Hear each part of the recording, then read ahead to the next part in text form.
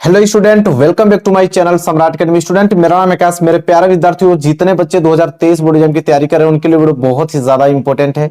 आज मैं आप लोगों को महत्वपूर्ण बहुविकल्पीय प्रश्न कराने वाला हूं, जो कि आप 20 में 20 नंबर करके आओगे पक्का 100% 2023 बोर्ड एग्जाम में सामाजिक विज्ञान में। ठीक है, तो देखते हैं कितने लोग 20 में 20 क्वेश्चन का आंसर दे पाते हैं, और जितने लोग 20 में कम से कम अगर आप लोग 15 क्वेश्चन का आंसर दे देते हो तो समझ लो कि आपकी तैयारी बहुत अच्छे तरीके से चल रही है, और यहां से तो प्रश्न बनेगा ही बनेगा। ठीक है, तो पहला प्रश्न मैं स्टार्ट करता हूं, लेकिन उससे पहले वीडियो को लाइक नहीं किया तो लाइक कर दीजिए, चैनल पर नए तो चैनल को सब्सक्राइब करके बेल आइकन को प्रेस कर लीजिए। पहला प्रश्न यहां पे है जो कि बहुत ज्यादा इंपॉर्टेंट है कि फ्रांस की क्रांति हुई, तो फ्रांस की क्रांति हुई थी कब, आप लोगों को बताना है। ऑप्शन ए है 1788 में, ऑप्शन बी है 1789 में, ऑप्शन सी है 1790 में, और ऑप्शन डी है 1787 में। तो यहाँ पे चार ऑप्शन दिया हुआ है, आपको बताना है कि फ्रांस की क्रांति कब हुई थी। बहुत इंपॉर्टेंट क्वेश्चन है, और यह प्रश्न एग्जाम में हमेशा से आता है। ठीक है, और आएगा भी इस बार 2023 बोर्ड एग्जाम में। तो फ्रांस की क्रांति हुई थी 1789 ईस्वी में। ऑप्शन बी इस क्वेश्चन का राइट आंसर हो जाएगा। जितने बच्चे ने अगर ऑप्शन बी पे क्लिक किया होगा उनका बिल्कुल 100% सही होगा। ठीक है, इसी के साथ अगला क्वेश्चन का आंसर देने के लिए तैयार रहिए बिल्कुल। अगला क्वेश्चन यहाँ पे यह है कि इटली का एकीकरण किसके नेतृत्व में किया गया। इटली का जो एकीकरण हुआ वो किसके नेतृत्व में किया गया। Option A Giuseppe Garibaldi, option B Otto von Bismarck, कि ऑप्शन सी नेपोलियन, कि ऑप्शन डी विलियम प्रथम। बताइए, चार ऑप्शन दिया हुआ है, कमेंट करके बताइए कि इटली का एकीकरण किसके नेतृत्व में किया गया। बहुत इंपॉर्टेंट क्वेश्चन है, तो मेरे प्यारे विद्यार्थी इसका राइट आंसर क्या होगा जल्दी से आप कमेंट करके बताइए। तो इसका हो जाएगा आप लोगों को जोसेफी गैरिबाल्डी। मैं आप लोगों को इतना वक्त इसलिए दे रहा हूं ताकि सभी बच्चे कमेंट करके संतुष्ट हो सकें, ताकि मैं सबका आंसर मिला सकूं कि हाँ कितने लोगों ने आंसर सही दिया है, कितने लोगों ने आंसर गलत दिया है। तो इटली का एकीकरण किसके नेतृत्व में किया गया, जोसेफे गैरिबाल्डी। चलिए, तीसरे क्वेश्चन का आंसर देने के लिए बिल्कुल तैयार रहिए आप लोग। चलिए देखिए मेरे प्यारे विद्यार्थी, क्वेश्चन नंबर तीसरा जो है बहुत ही ज्यादा इंपॉर्टेंट क्वेश्चन है, और इसका आंसर आई होप सभी लोग सही देंगे कि महात्मा गांधी दक्षिण अफ्रीका से वापस कब लौटे। महात्मा गांधी दक्षिण अफ्रीका से वापस कब लौटे। ऑप्शन है 1914 में, ऑप्शन बी 1915 में, और ऑप्शन सी आपका 1918 है, और ऑप्शन डी 1919। तो मेरे प्यारे विद्यार्थी कमेंट करके आप बताइए कि महात्मा गांधी दक्षिण अफ्रीका से वापस कब लौटे थे। ठीक है, बहुत इंपॉर्टेंट क्वेश्चन है। तो मेरे प्यारे विद्यार्थी इसका राइट आंसर क्या होगा, पहले आप लोग कमेंट कर लो, फिर बताता हूं मैं आप लोगों को। तो इसका राइट आंसर हो जाएगा सन 1915 में। ऑप्शन सी इस क्वेश्चन का क्या हो जाएगा राइट आंसर। जितने लोगों ने ऑप्शन सी दिया है बिल्कुल उनका आंसर सही है। लास्ट में आप लोगों को जरूर स्कोर बताना कि 20 में से कितना क्वेश्चन किया आपने, मैं सबका कमेंट पढ़ता हूं। ठीक है, आगे बढ़ेंगे क्वेश्चन नंबर 4 की तरफ। देखिए क्वेश्चन नंबर 4 क्या है, असहयोग आंदोलन का मुख्य कारण क्या था। बहुत इंपॉर्टेंट क्वेश्चन है। असहयोग आंदोलन का जो मुख्य कारण था वो क्या था। Option A Rowlatt act, option B प्रथम विश्व युद्ध, ऑप्शन सी खिलाफत आंदोलन, कि ऑप्शन डी द्वितीय विश्व युद्ध। बताइए क्या होगा राइट आंसर कि असहयोग आंदोलन का मुख्य कारण क्या था। बहुत इंपॉर्टेंट क्वेश्चन है, और इसका आंसर सभी लोगों को सही देना पड़ेगा। तो असहयोग आंदोलन का मुख्य कारण था आपका खिलाफत आंदोलन। क्या था, खिलाफत आंदोलन। ऑप्शन सी जो है इस क्वेश्चन का राइट आंसर हो जाएगा। ठीक है, क्वेश्चन नंबर 4 का। चलिए क्वेश्चन नंबर 5 का आंसर देने के लिए बिल्कुल तैयार रहिए आप लोग। क्वेश्चन नंबर 5 यहाँ पे बहुत प्यारा प्रश्न है कि सविनय अवज्ञा आंदोलन कब चलाया गया। बहुत इंपॉर्टेंट क्वेश्चन है, हर बार एग्जाम में आता है कि सविनय अवज्ञा आंदोलन कब चलाया गया। ऑप्शन में पढ़ता हूं, ऑप्शन है 1920, ऑप्शन बी है 1927, और ऑप्शन सी 1930, ऑप्शन डी है 1935। तो सविनय अवज्ञा आंदोलन कब चलाया गया, जल्दी से कमेंट करके बताइए क्या होगा इसका राइट आंसर। तो मेरे प्यारे विद्यार्थियों, सविनय अवज्ञा आंदोलन कब चलाया गया, 1930 में। कब, 1930 में चलाया गया। बहुत इंपॉर्टेंट क्वेश्चन है, क्वेश्चन नंबर 5। ठीक है, याद होना चाहिए आप लोगों को। इसी के साथ हम आगे बढ़ेंगे और क्वेश्चन नंबर 6 की तरफ। देखिए क्वेश्चन नंबर 6 भी बहुत इंपॉर्टेंट है, हर बार एग्जाम में आता है, मैं इस पे स्टार बनाने वाला हूं। आप लोग इसका आंसर जल्दी से कमेंट करके हमें बताइए कि महामंदी का जो प्रारंभ हुआ वो किस वर्ष हुआ। बहुत प्यारा प्रश्न है, महामंदी का प्रारंभ किस वर्ष हुआ, जल्दी से कमेंट करके बताइए। ऑप्शन ए 1919 ईस्वी को, ऑप्शन बी 1924 ईस्वी को, ऑप्शन सी 1929 को, ऑप्शन डी 1934 ईस्वी को। बताइए मेरे प्यारे विद्यार्थियों, महामंदी का प्रारंभ किस वर्ष हुआ। बहुत ही प्यारा प्रश्न है, और एग्जाम में हमेशा आता है, तो इस बार भी आएगा। तो आप लोग इसका सही उत्तर दीजिए कि महामंदी का प्रारंभ किस वर्ष हुआ। तो ऑप्शन सी 1929 में। कब? 1929 में महामंदी का प्रारंभ हुआ था। क्लियर है? चलिए आगे बढ़ेंगे क्वेश्चन नंबर 7 की तरफ। देखिए मेरे प्यारे विद्यार्थियों, प्रश्न नंबर 7वां क्या है कि संयुक्त राष्ट्र संघ का मुख्यालय कहां पर स्थित है। अब संयुक्त राष्ट्र संघ का मुख्यालय पूछ रहा है, बहुत इंपोर्टेंट क्वेश्चन है। तो संयुक्त राष्ट्र संघ का मुख्यालय कहां पर है। ऑप्शन ए वाशिंगटन में, ऑप्शन बी जिनेवा में, ऑप्शन सी न्यूयॉर्क में, कि ऑप्शन डी ऑस्ट्रिया में। बताइए क्या होगा राइट आंसर क्वेश्चन नंबर 7वें का। संयुक्त राष्ट्र संघ का मुख्यालय कहां पर स्थित है, कमेंट करके बताना है। प्रश्न बहुत ज्यादा इंपॉर्टेंट है, क्या होगा इसका राइट आंसर। ठीक है, तो इसका राइट आंसर हो जाएगा ऑप्शन नंबर सी न्यूयॉर्क में, क्योंकि संयुक्त राष्ट्र संघ का मुख्यालय कहां पर स्थित है, तो न्यूयॉर्क में स्थित है। याद रखिएगा, बहुत इंपॉर्टेंट प्रश्न है। इसी के साथ हम बढ़ेंगे अगले प्रश्न की तरफ। प्रश्न नंबर 8वां देखिए, प्रश्न नंबर 8वां बताइए आप लोग कि कपास की खेती के लिए कौन सी जो मृदा है वो उपयुक्त होती है। ठीक है, कौन सी मृदा सबसे अच्छी मानी जाती है किस खेती के लिए, कपास की खेती के लिए। ऑप्शन ए काली मृदा, ऑप्शन बी लाल मृदा, ऑप्शन सी जलोढ़ मृदा, ऑप्शन डी लेटराइट मृदा। तो मेरे प्यारे विद्यार्थियों 4 ऑप्शन दिया हूं, कमेंट करके आप बताइए कि कपास की खेती के लिए कौन सी मृदा उपयुक्त मानी जाती है। बहुत इंपॉर्टेंट क्वेश्चन है प्रश्न नंबर 8वां। तो इसका राइट आंसर हो जाएगा ऑप्शन नंबर ए काली मृदा। काली मृदा उपयुक्त मानी जाती है कपास की खेती के लिए। ठीक है, बहुत प्यारा प्रश्न है, क्लियर हो गया होगा आप लोगों को। आगे बढ़ेंगे और प्रश्न नंबर 9। प्रश्न नंबर 9 देखिए क्या है कि भूमि एक संसाधन है। यहां पे आपको फिलअप करना है कि भूमि एक प्राकृतिक संसाधन है, कि भूमि एक मानव निर्मित संसाधन है, कि भूमि एक सौर ऊर्जा से निर्मित संसाधन है, कि ऑप्शन डी इनमें से कोई नहीं। बताइए क्या होगा राइट आंसर क्वेश्चन नंबर 9 का। बहुत इंपॉर्टेंट क्वेश्चन है, हर बार एग्जाम में आता है कि भूमि एक ऐसा संसाधन है।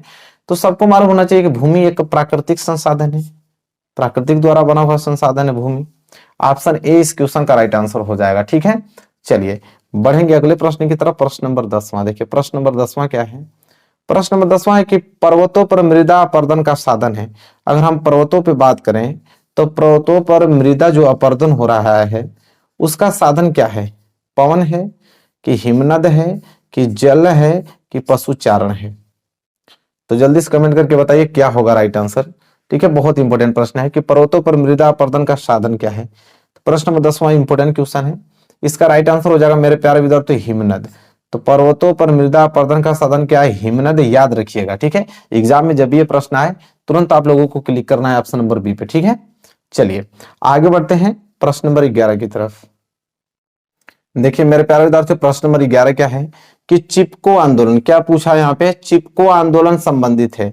जो चिपको आंदोलन चलाया गया था वो किससे संबंधित है। ऑप्शन ए मृदा संरक्षण से, ऑप्शन बी वन संरक्षण से, ऑप्शन सी जल संरक्षण से, ऑप्शन डी वायु संरक्षण से। बताइए चिपको आंदोलन संबंधित है, किससे संबंधित है। प्रश्न नंबर 11 बहुत ज्यादा इंपॉर्टेंट है, बताइए। तो देखिए मेरे प्यारे विद्यार्थी, चिपको जो आंदोलन है वो संबंधित है आपका वन संरक्षण से। किससे, वन संरक्षण से संबंधित है आपका चिपको आंदोलन। ठीक है, क्लियर हो गया। चलिए याद रखिएगा, बहुत इंपॉर्टेंट प्रश्न है। बात करते हैं प्रश्न नंबर 12। प्रश्न नंबर 12 यहाँ पे यह है कि सुंदरवन राष्ट्रीय पार्क किस राज्य में स्थित है, बताना है किस राज्य में स्थित है आप लोगों का कौन सा पार्क, सुंदरवन राष्ट्रीय पार्क। बहुत इंपॉर्टेंट प्रश्न है, एग्जाम में आता है, वेरी वेरी मोस्ट इंपोर्टेंट। बताइए किस राज्य में आप लोगों का सुंदरवन राष्ट्रीय पार्क है। ऑप्शन ए असम में, ऑप्शन बी उड़ीसा में, ऑप्शन सी पश्चिम बंगाल में, ऑप्शन डी मध्य प्रदेश में। तो कमेंट करके बताइए कि सुंदरवन जो राष्ट्रीय पार्क है वो किस राज्य में स्थित है, आप लोगों को कमेंट करके बताना है। बताइए क्या होगा राइट आंसर। तो इसका सही आंसर हो जाएगा पश्चिम बंगाल में। सब लोगों को मालूम होना चाहिए कि पश्चिम बंगाल में सुंदरवन राष्ट्रीय पार्क है। ठीक है, आगे बढ़ेंगे प्रश्न नंबर 13 की तरफ। देखिए प्रश्न नंबर 13वां क्या है, बहुत इंपोर्टेंट प्रश्न है, सलाल बांध। अब देखिए पूछा है ना, बहुत इंपोर्टेंट क्वेश्चन है। सलाल बांध जो है वो किस नदी पर बना है, बताना है आप लोगों को। सलाल बांध किस नदी पर बना है। ऑप्शन ए महानदी पे, ऑप्शन बी चीनाब नदी पे, और ऑप्शन डी सतलुज नदी पे, ऑप्शन डी कृष्णा नदी पे। तो 4 ऑप्शन दिया हुआ है, कमेंट करके आपको बताना है कि सलाल बांध जो है वो किस नदी पर बना है, कमेंट करके बताइए। देखिए सलाल बांध जो है ना वो चीनाब नदी पर बना है। किस पे, चीनाब नदी पे। ऑप्शन बी जो है इस क्वेश्चन का राइट आंसर हो जाएगा। ठीक है, आगे बढ़ेंगे प्रश्न नंबर 14 की तरफ। देखिए प्रश्न नंबर 14 क्या है कह रहा है कि निम्नलिखित में से कौन सी रेशेदार फसल है, बताना आप लोगों को, रेशेदार फसल बताना। बहुत इंपॉर्टेंट प्रश्न, यहां से एक प्रश्न बनना अनिवार्य है, ठीक है। एग्जाम में पूछता है कि चारों ऑप्शनों में से रेशेदार फसल कौन है। Option A jute, option B coffee, option C जौ, ऑप्शन डी रबर। बताइए इसमें से बताना है कि रेशेदार फसल कौन है। तो सिंपल है, इसका आंसर सभी लोग बता पाओगे कि जूट जो होता है वो रेशेदार होता है, ठीक है। तो जूट जो है वो रेशेदार फसल है, मतलब ऑप्शन ए जो है इस क्वेश्चन का राइट आंसर हो जाएगा, प्रश्न नंबर 14 का। बढ़ेंगे अगले प्रश्न की ओर, प्रश्न नंबर 15 की ओर। देखिए मेरे प्यारे विद्यार्थियों, प्रश्न नंबर 15 क्या है कि निम्न में से कौन सी खरीफ की फसल है। अब बताना है कि चारों ऑप्शनों में से खरीफ की फसल कौन सी है, ठीक है। ऑप्शन ए चना, ऑप्शन बी धान, ऑप्शन सी कपास, ऑप्शन डी जो है वो है ख तथा ग दोनों। ख तथा ग मतलब कि आपका बी तथा सी दोनों। तो मेरे प्यारे विद्यार्थी यही राइट आंसर होगा, क्योंकि आप लोग जानते हैं कि खरीफ की फसल में आप लोगों का धान भी आ जाता है और कपास भी आ जाता है, दोनों आ जाते हैं। इसलिए ख तथा ग दोनों इस क्वेश्चन का राइट आंसर हो जाएगा, ठीक है। धान भी होगा और कपास भी होगा, मतलब ऑप्शन डी जो है उस राइट आंसर हो जाएगा, ठीक है। क्लियर हो गया प्रश्न नंबर 15। चलिए बढ़ेंगे प्रश्न नंबर 16 की तरफ। प्रश्न नंबर 16, अब देखिए खरीफ की फसल पूछा था ना, तो खरीफ के बाद अब रबी की भी फसल पूछ दिया यहाँ पे कि निम्नलिखित में से कौन सी रबी की फसल है। तो देखिए बताइए इन चारों ऑप्शन में से रबी की फसल क्या होगी, ठीक है। ऑप्शन ए धान, ऑप्शन बी बाजरा, ऑप्शन सी गेहूं और ऑप्शन डी मक्का। बताइए क्या होगा राइट आंसर क्वेश्चन नंबर 16 का, बहुत इंपॉर्टेंट क्वेश्चन है। तो रबी की फसल कौन सी है, सबको मालूम होना चाहिए कि गेहूं। धान तो होगा नहीं, बाजरा मक्का ये सब खरीफ की फसल है, कौन सा गेहूं। गेहूं जो है आप लोगों का रबी की फसल हो जाएगी, ऑप्शन सी जो है इस क्वेश्चन का राइट आंसर हो जाएगा। चलिए आगे बढ़ते हैं प्रश्न नंबर 17 की तरफ। देखिए प्रश्न नंबर 17वां क्या है, बहुत इंपॉर्टेंट प्रश्न है प्रश्न नंबर 17। कह रहा है कि भूदान आंदोलन, अब बताइए भूदान जो आंदोलन है वो किसके द्वारा आरंभ किया गया। तो भूदान आंदोलन किसके द्वारा आरंभ किया गया। ऑप्शन ए महात्मा गांधी के द्वारा, ऑप्शन बी जवाहरलाल नेहरू के द्वारा, option C Vinoba Bhave, option D Indira Gandhi. बताइए क्या होगा राइट आंसर क्वेश्चन नंबर 17 का। भूदान आंदोलन की बात कर रहा है, भूदान आंदोलन किसके द्वारा आरंभ किया गया था बताइए। तो इसका राइट आंसर हो जाएगा option number C Vinoba Bhave के द्वारा। किनके द्वारा, विनोबा भावे के द्वारा भूदान आंदोलन आरंभ किया गया था, ठीक है। चलिए बढ़ेंगे प्रश्न नंबर 18 की तरफ। प्रश्न नंबर 18 बहुत ज्यादा इंपॉर्टेंट है, इसको आप ट्रिक लगा लो। यह प्रश्न तो एकदम आपके दिमाग में छपा होना चाहिए, क्योंकि झरिया पूछता है कि झरिया प्रसिद्ध है, ये जो झरिया है वो प्रसिद्ध है किसके लिए, लौह अयस्क के लिए प्रसिद्ध है, कि कोयला के लिए प्रसिद्ध है, कि तांबा के लिए प्रसिद्ध है, कि बॉक्साइट के लिए प्रसिद्ध है। बताइए बहुत इंपॉर्टेंट प्रश्न मैं आपको बता रहा हूं, वेरी वेरी मोस्ट इंपोर्टेंट है। तो झरिया प्रसिद्ध है किसके लिए प्रसिद्ध है, तो झरिया सिंपल आप लोगों को कोयले के लिए प्रसिद्ध है। किसके लिए, कोयले के लिए प्रसिद्ध है आप लोगों का झरिया। ये बहुत ज्यादा इंपॉर्टेंट क्वेश्चन है, प्रश्न नंबर 18 याद रखिएगा। चलिए बढ़ेंगे अगले क्वेश्चन के प्रश्न नंबर 19 की तरफ। देखिए मेरे प्यारे विद्यार्थी प्रश्न नंबर 19 क्या है कि भारत में पवन ऊर्जा का विशाल केंद्र कहाँ स्थित है। अगर हम भारत की बात करें तो भारत में जो पवन ऊर्जा का अगर विशाल केंद्र कहाँ पर स्थित है बताना है। तो भारत में पवन ऊर्जा का विशाल केंद्र कहाँ पर स्थित है। ऑप्शन ए उत्तराखंड में, ऑप्शन बी तमिलनाडु में, ऑप्शन सी हिमाचल प्रदेश में, ऑप्शन डी राजस्थान में। बताइए राइट आंसर क्या होगा कि भारत में पवन ऊर्जा का विशाल केंद्र कहाँ पर स्थित है।